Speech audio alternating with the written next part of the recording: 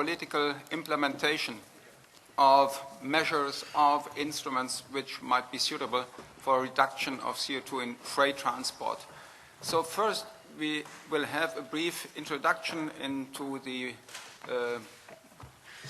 list of political instruments by Jan-Olov Annema, and after that we will have an open discussion with the floor, with all speakers, with all discussants on the measures which could be suitable. And I have prepared, say, a sheet of key points which then can be complemented by your ideas. So this is the challenge we would like to meet in the next minutes. So Jan-Anne, floor is yours. Thank you very much. My name is Jan-Anne Annema, and it's even for Dutch a strange name, so don't worry.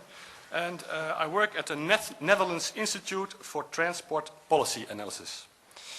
3 important Dutch advisory bodies have recently advised the Dutch government on policies to reduce CO2 emissions in transport, and they are my inspiration. The advisory bodies paid attention to road freight transport, and they concluded that past and current policies are inadequate, not strong enough, to reduce emissions. And I think they are right, and we have seen proofs of this this afternoon. If I look at past trends and estimated future trends in a load of reports, the picture is clear. CO2 emissions from road freight transport will grow. And what will the voluntary measures contribute to that trend? Well, maybe you kill me afterwards, but I think that they will play a small part in it. So more strong incentives to reduce fossil fuel use in road freight transport is needed if, of course, if politicians really want significant reduction in road freight transport. The advisory bodies advised, first, CO2 pricing policies on a European level. Road charging.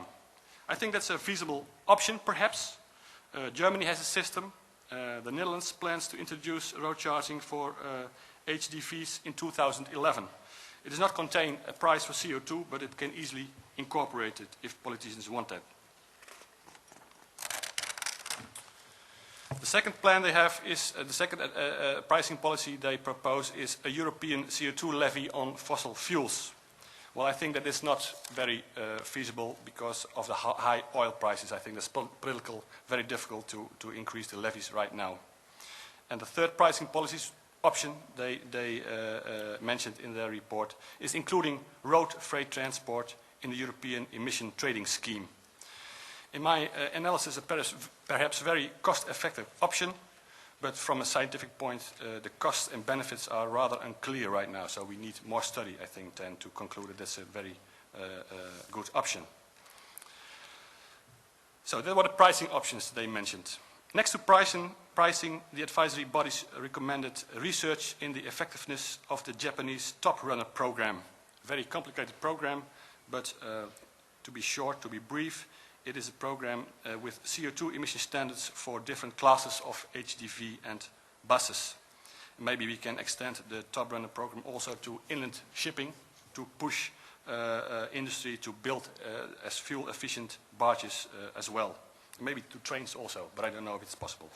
It's a very complicated approach, the Top Runner program, but maybe it's worthwhile to explore.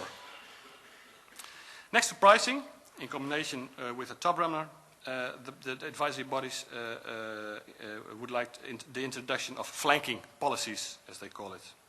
Voluntary encouraging innovations with subsidies, spatial planning, for example, model shift. In the view of the advisory bodies, vigorous CO2 policies, like pricing and the emission standards with the Top Runner, may have undesired socio-economic impacts, and by means of flanking policies, some of the pain caused may be alleviated, is their view. And I agree with that. Well, I did some very quick and dirty analysis on the cost effectiveness of some of the options mentioned by proposed by the advisory committees, and I have my figures. You can find my figures in my discussion paper. It would take too long to go into that in those figures. But my main conclusion is that I think that the current knowledge about costs and benefits of all these options mentioned is very limited.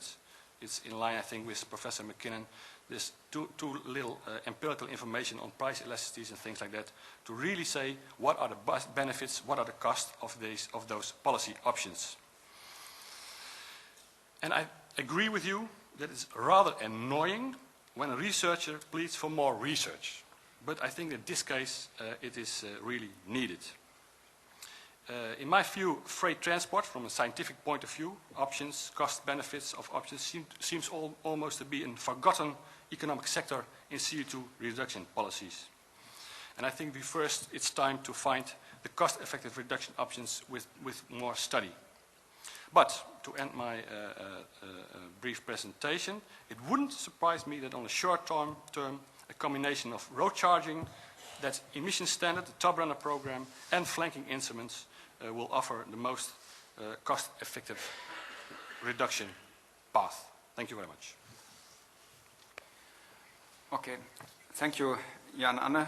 So it's a very good news for universities and also for consultancies, okay, that more research is needed, that we need more studies, and that's the key for the solution of the problems. I think that the politicians will expect a little bit more. Okay, research problems are always existing. We never have full insight in all problem solutions, and therefore I think we should go beyond this message that we need more research. And you mentioned, well, road charging might be one instrument, flanking policies. The top runner program in Japan, I think, is very interesting because it motivates the firms to become better and to become first with applying new technologies. I think we have a similar incentive with the German motorway charging system, okay, where we introduce different categories, and the most recent category, Euro 5, Euro 6, gets a rebate, and this also leads to a dramatic change of the fleet structure. Okay, so the car fleet which is used on motorways is significantly different from the average truck fleet which is applied on the rest of the network. And you see that such incentives can work because they pay for the players. Therefore, I think these are important suggestions. So for the following debate, do we have the remote control? I suggest the following procedure.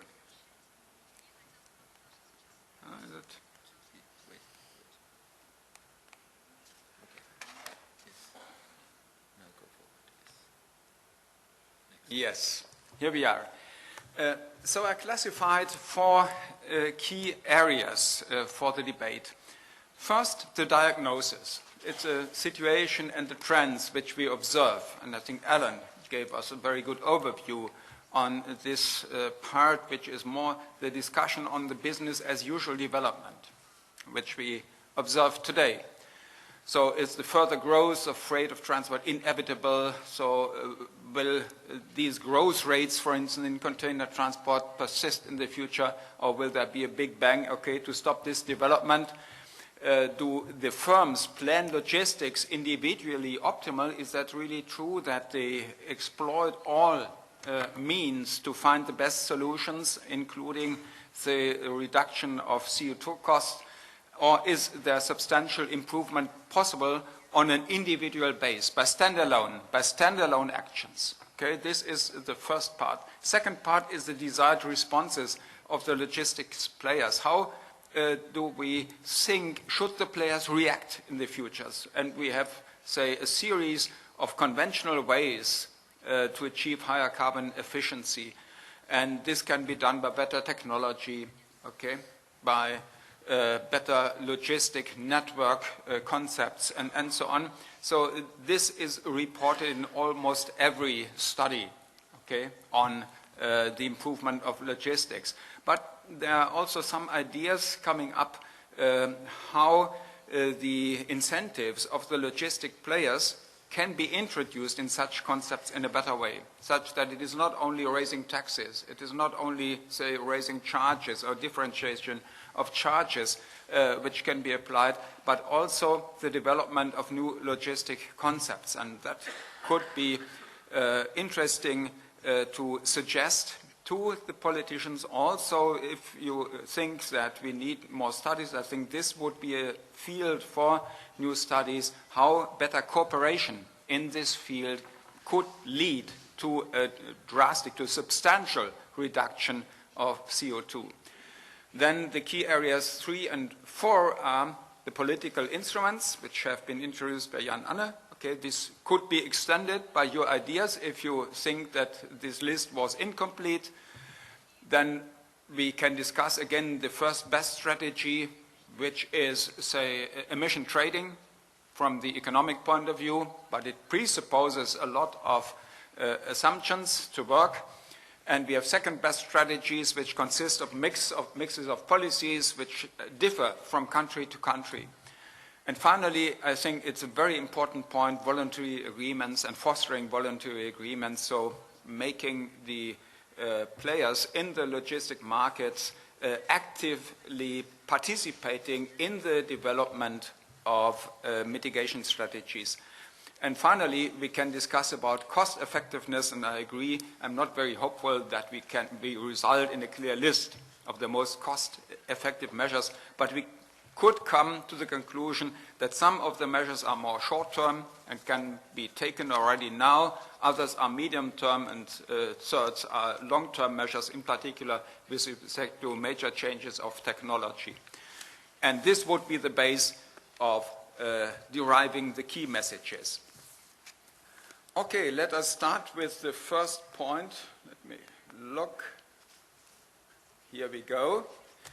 Situation and trends. This point has been introduced by Alan, I think, in an excellent way. And the question is whether you would like to add to that. I think the evaluation of the business as usual development is very clear. Okay? So the growth of freight transport seems to be more or less inevitable if the conditions don't change. So we will, give this message in a little bit more detailed way. We can insert also the figures which you have shown in your paper, and I think this is not so much a point of discussion. Can I? Yes. A lot depends on your long-term projection of the relationship between ton kilometres and GDP. So the graph that I showed, which comes from the World Business Council Mobility 2030 paper of 2003, assumes that those two variables will remain very closely correlated, at least for the next 50 years. Now that could be pessimistic, it could be fatalistic, because if you look at some of the key drivers of freight traffic growth in the past, I mean, one was centralization of economic activity. Well, that cannot continue indefinitely. Ultimately, factories, warehouses will reach their maximum economic size. It's also partly due to the wider sourcing of products. Well, at some point, our supply chains will become fully extended, right? So these processes are finite. I mean, the hard thing is to say exactly when these trends will come to an end. And it may be they will come to an end at a national level, long before they'll come to an end at a continental or a global scale. But I think we might be a bit too fatalistic if we just assume that it will be impossible to decouple economic growth and freight traffic growth, for many decades into the future. It may be that these trends will naturally decouple at some stage.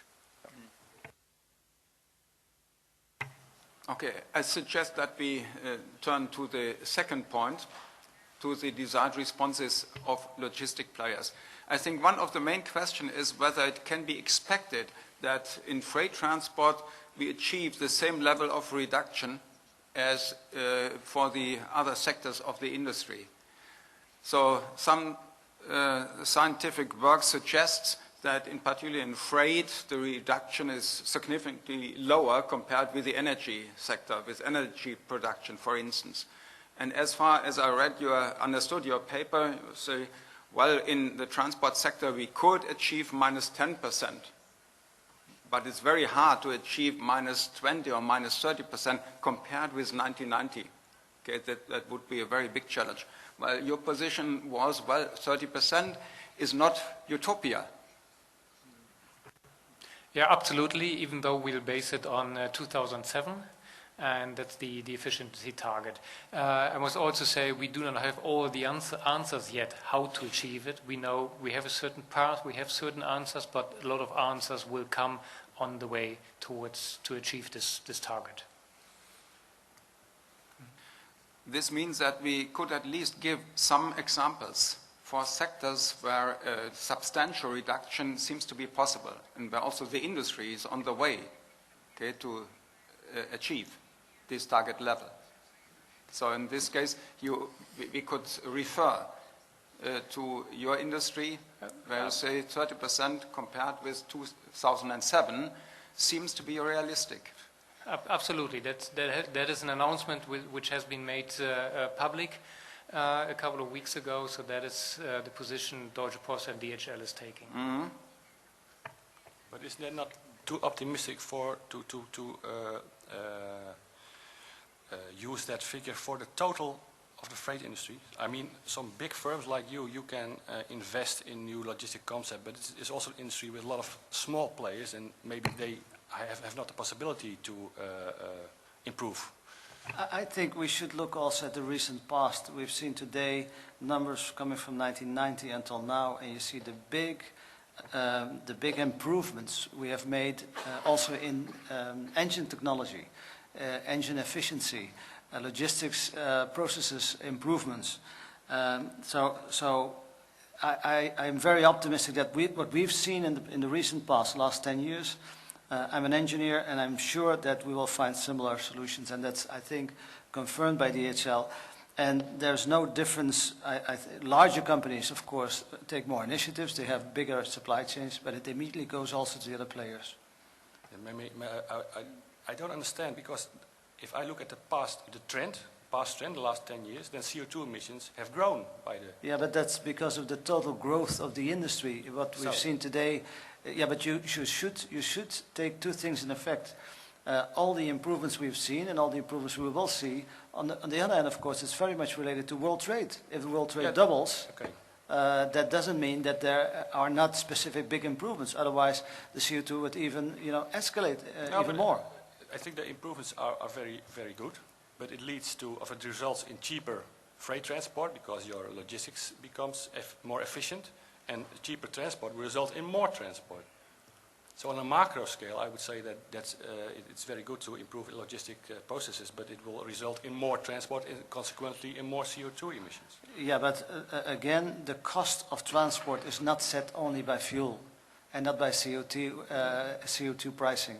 If you look at the cost, what do you think about the efficiency of big VLCCs these days? If you talk about efficiencies, look at salary costs, look at all those effects. So you can impose cost by road pricing, but it is compensated to a big extent by price reductions on other parts of the transport cost. Yeah, but my puzzle is that you mentioned improvements, and I don't see CO2 emission reduction or a decrease in the trend, in the trend line, in the CO2 emission trend. So that's a puzzle for me. Yeah, but then I'm looking again to my neighbor. If you look, and I think some examples have been given about some scenario planning. So if you take the 4 different areas like engine efficiency, if you talk the logistics processes, other fuel types, and if those people have looked at those scenarios and they are talking about 27 or 30%, why do you doubt that? I doubt that on a voluntary base, a percentage of 30% of CO2 emission reduction is achievable. I don't believe that. Okay. A few percent. I think we will have additional opportunities, to continue with this dialogue. I registered that we have 2 interventions from the floor. Hello. The change in firms at an individual level can be very much step changes that we can witness due to microeconomics within an organisation. For example, I was working with a company who were making ridiculous amounts of trips for a particular item that they're outsourcing. And when we did an analysis of the costs involved, I basically turned around to them and said, don't bother. The amount of management time involved in trying to work out a solution to this just is not worth it. The doubling of the price of oil has changed that. So now we begin to look at those optimizations of those numbers of trips. And I think we can see this with the price of oil. The price of oil, I think, is very important to the kind of changes, the kind of optimizations we can see in organizations at the individual level. And I don't think we should be doing anything to try and alleviate the impact of the price of oil. I think it is you know, if there's one thing that changes people's behavior, it's the price signal.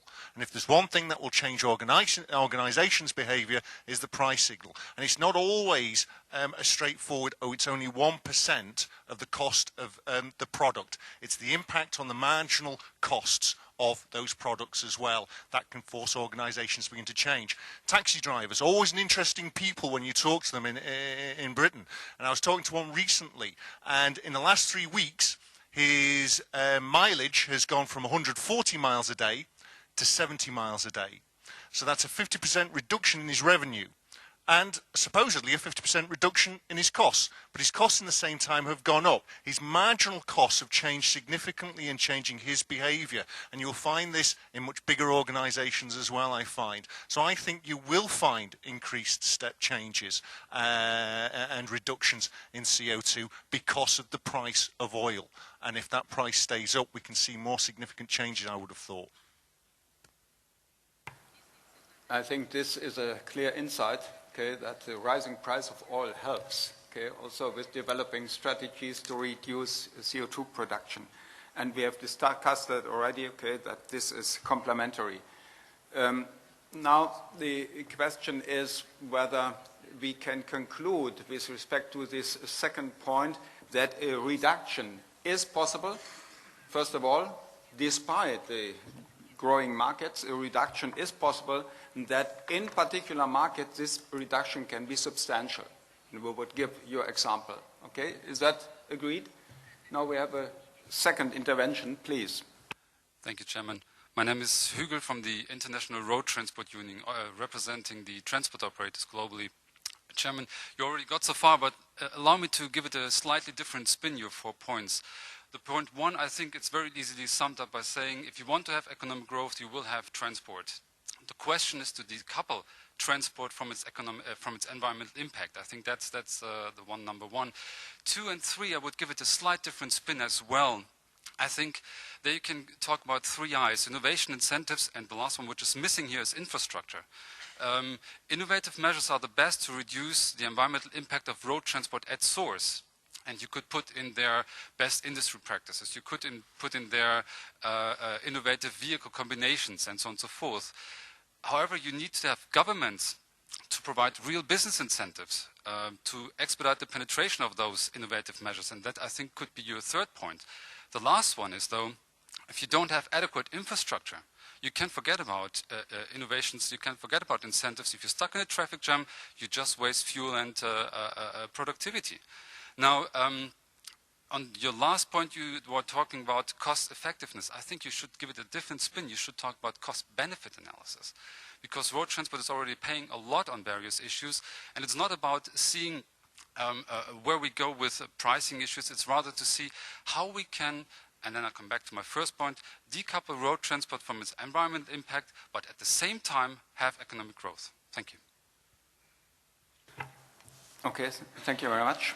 Well, we have already taken up the point of infrastructure in other contributions, but one has to be very careful with that, because a simple reduction of bottlenecks in infrastructures where bottlenecks occur can induce demand again and create new bottlenecks which you don't like to have because of the environmental challenges.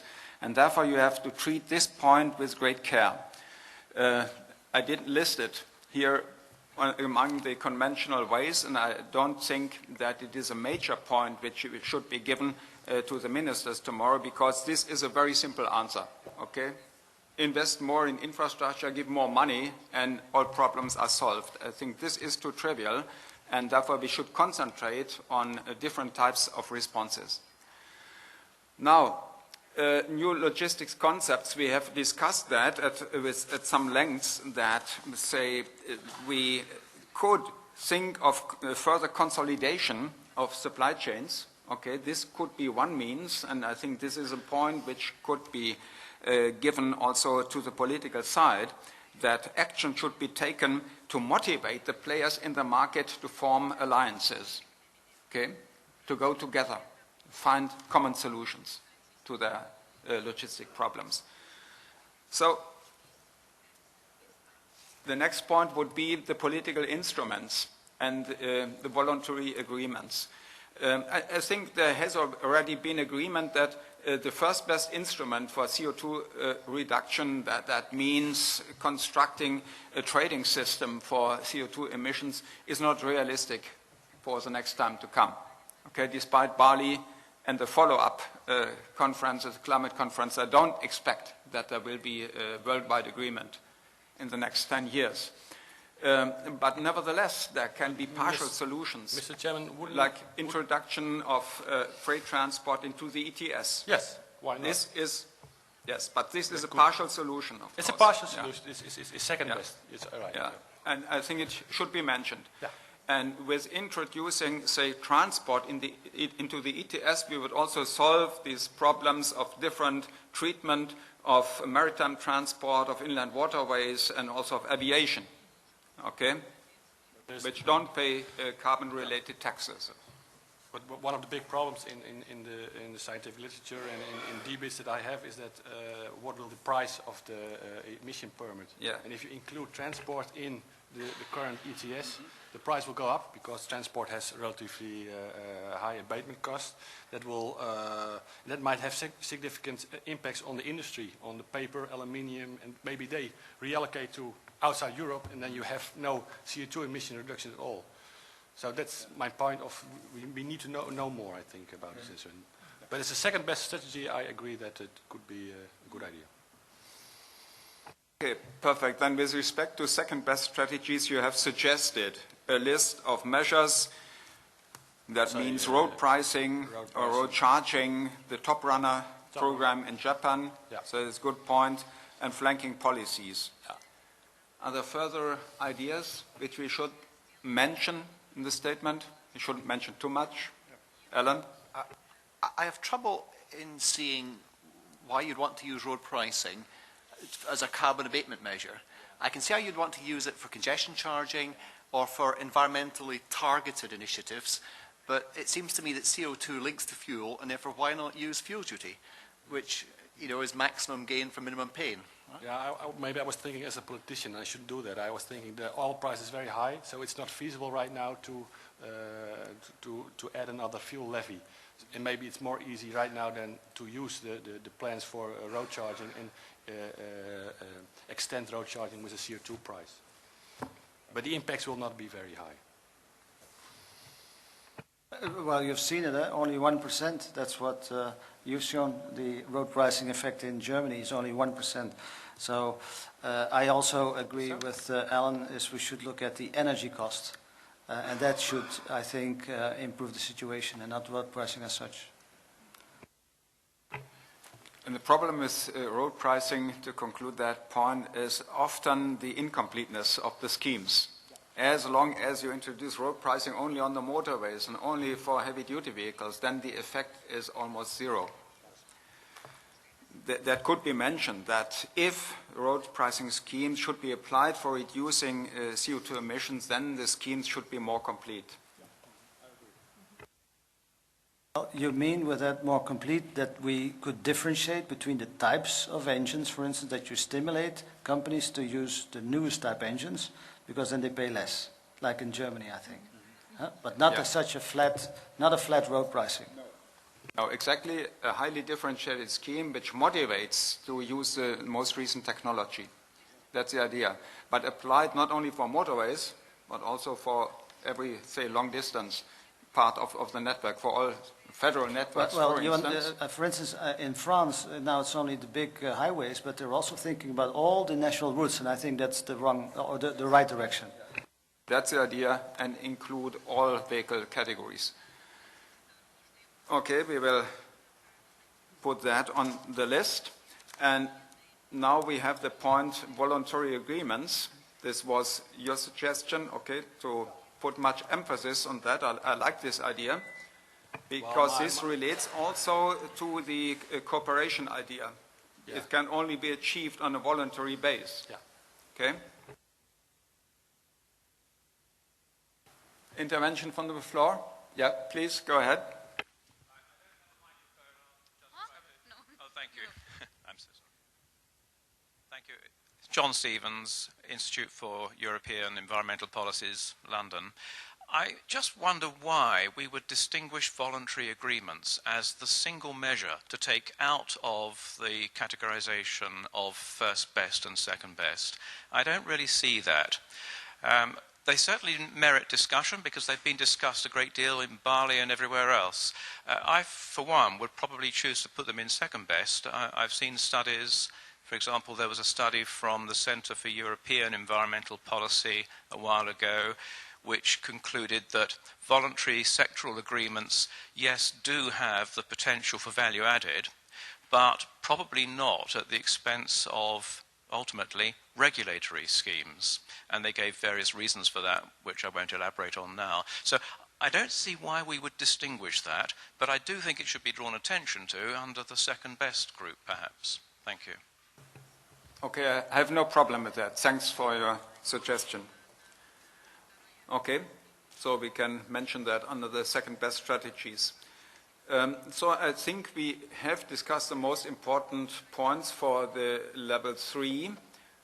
Now with respect to cost effectiveness, we received little information until now, which measures are most cost effective.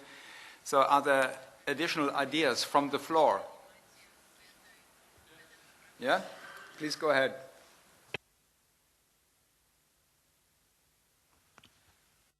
Yes, thank you, Ben van Houten from the European Commission.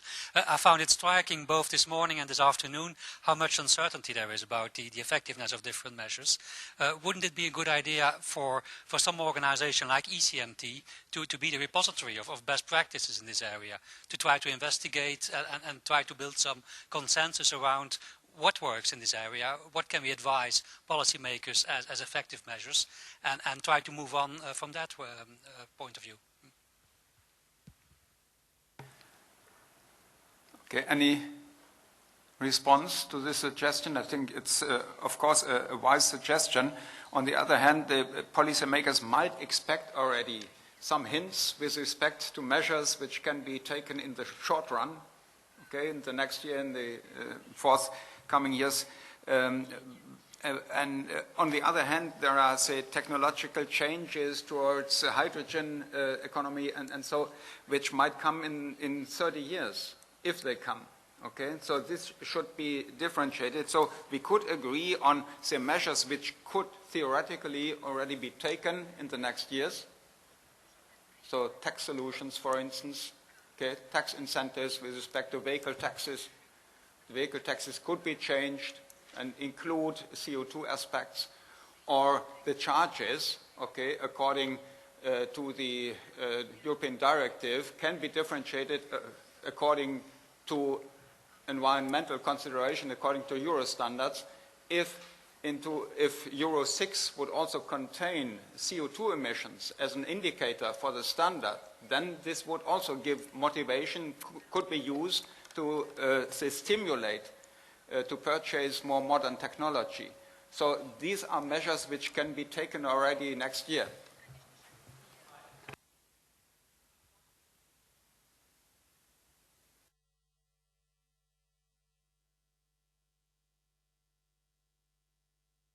Sorry, so my point really was that there should be a process for learning and for refining the instruments we have. That's Okay, I take that on board. Thank you. Oh, sorry. Doesn't work. Yeah. Okay. Thank you, Chairman. Marco Sorgetti, ClayCut, European Logistics again. In terms of cost effectiveness, I want to draw your attention to the fact that there is now already sufficient evidence that in the area of pricing, there are very, very big differences in terms of cost effectiveness when pricing is applied in a smart way, for instance, as it was suggested by the panel, by differentiating for more environmentally friendly vehicles, And also there is very strong indication by the evidence that pricing becomes effective when the audience is complete.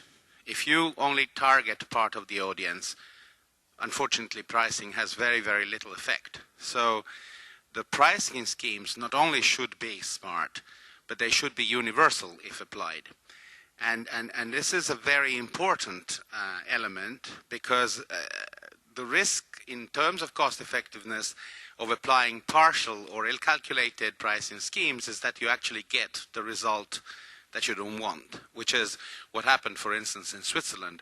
Everybody is very happy about the pricing on Switzerland, and everybody is very silent on the fact that after the introduction of the pricing in Switzerland, the audience was profoundly changed. Lots of vehicles were converted from larger vehicles to smaller vehicles. Therefore, there was a multiplication of movement, and there was a multiplication of empty runnings. So if that is what we want, fine, we can continue. But I don't think that that is going in the efficiency direction for logistics. Thank you. Okay, we have a further intervention from the left side. Thank you. Please. Michael Robson from the European Rail Infrastructure Managers. A little bit about cost effectiveness, actually. And part of this is about maximising current and future investment, which are already planned or being made. Because I'm not sure that we're getting the maximum improvements in performance and capacity. And if both those two things happen, we should get a reduced amount of energy used. And some of the things which I think we often forget, which are not wonderful modern technology, but we talked about standardization, which is fine, standardization for containers or lorries that go on rail. But we also need to get the ministers thinking about the standard lengths of trains, the standard weights of trains. Because if you double the length of a train with the same locomotive, you're increasing your capacity dramatically without making necessarily a lot of investment.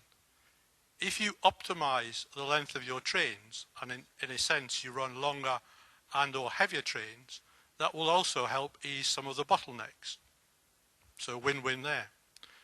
We talked a little bit about electrification, and I'm not going to go into the various sources of generation of electricity, but I think it's important to remember that the modern trains, which my colleague from Bombardier talked about, also generate electricity when they brake through generative braking. And as we are about to re-signal large amounts of the European railway network with investment which is already there, it might be interesting for the ministers to question whether the ability of this investment to accept regenerated electricity from electric locomotives has been built into their plans. It's not a huge cost to do it, but it reduces the amount of energy used quite considerably. Well, thank you very much. As far as I understood the contribution of Jan-Olov Lundoz, this is already going on with the railway industry. So they have produced, they are bringing out products which are able to recycle electrical energy. I think this can be, say, enforced in the future, but this technology in itself is well known, is already applied in the railway industry. On the other hand, of course, you are right, it's not only a question of better performance of the traction technology, but also of the loading of the trains. Okay, and there are different concepts, so dedicated lanes for trains in seaport, hinterland transport, and so on. There's a rich list of possibilities to increase the capacity of the railways such that railways can take a higher part, a larger part of the transportation businesses. Okay. Any further comment? Alan? Just to say, I welcome the suggestion that we build up a data bank, with information about the effectiveness, cost effectiveness of these different measures. But I think I would issue a word of caution. I can see how that might work at the micro level. For individual companies, it often isn't too difficult to see what impact a particular measure has.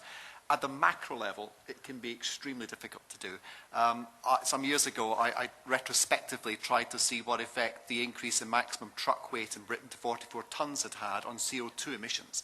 And the difficulty you have is in establishing the counterfactual. You know, what would have happened otherwise, because there were so many other policy initiatives occurred over that time period, and isolating the impact of that one initiative was extremely difficult to do.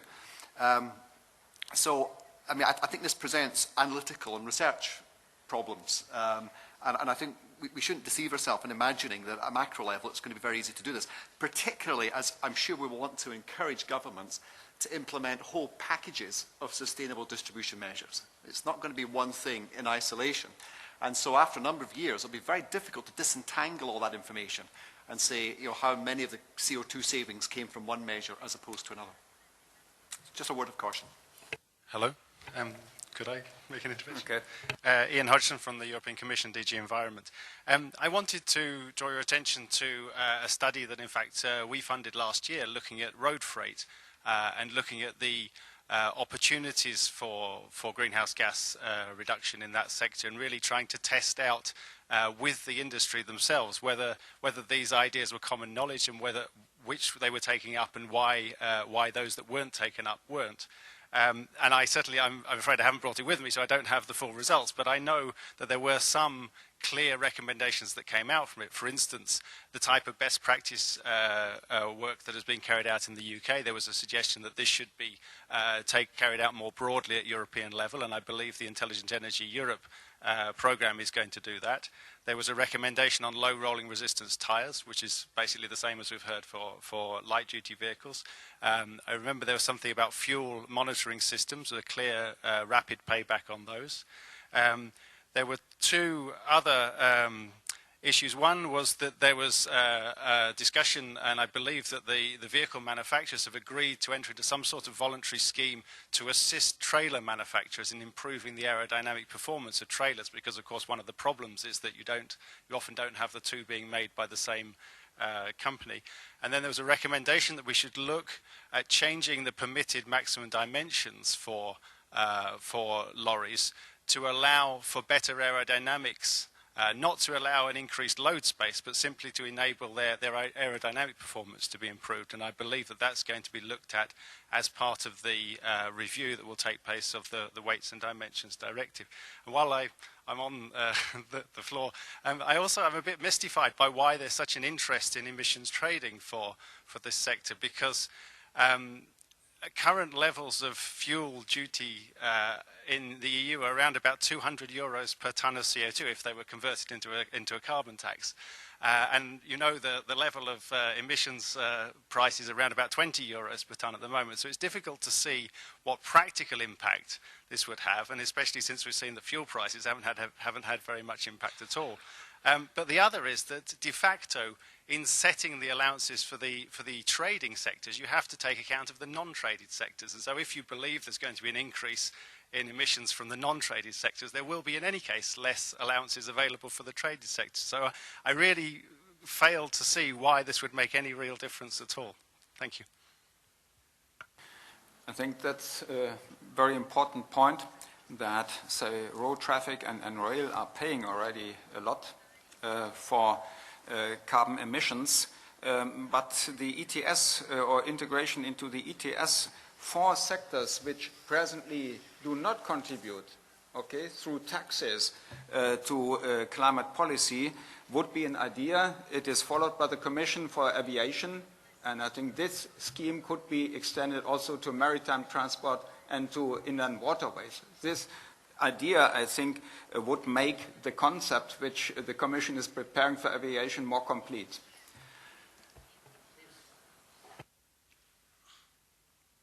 Okay.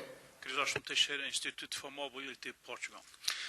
I would like to comment on the effectiveness of administrative measures on maritime transport, which is in which several markets work very efficiently around the equilibrium points, and in which imbalances normally generate huge variations on the freights. And I would like to remember you about the effect of the last measures on double hull, which were the result of pressure put in IMO, and following which the freight rates during a certain period were multiplied by a factor of 3.